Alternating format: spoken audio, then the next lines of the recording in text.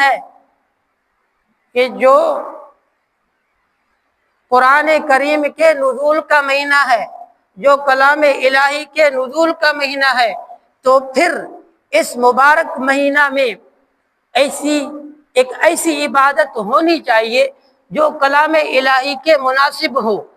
کلام الہی بذات خود ایک نعمت کبریٰ ہے، تو اس نعمت کبریٰ کے، اس عظیم الشان نعمت کے شکر میں کوئی خاص عبادت اس مہینے میں مقرر ہونی چاہیے جو کلام الہی کے مناسب ہو۔ سو وہ خاص عبادت کون سی ہے؟ سو وہ خاص عبادت روزہ ہے، جو روزے دار کو ترک شراب و طعام اور ترک لذت کی وجہ سے فرشتوں کے قریب بنا دیتا ہے۔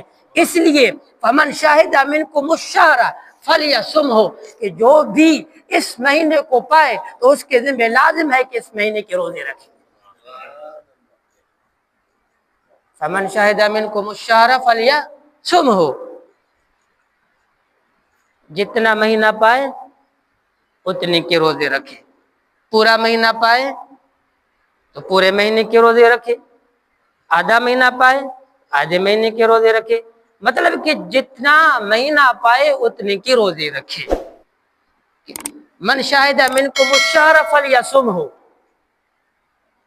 کہ جو بھی شخص اس مہینے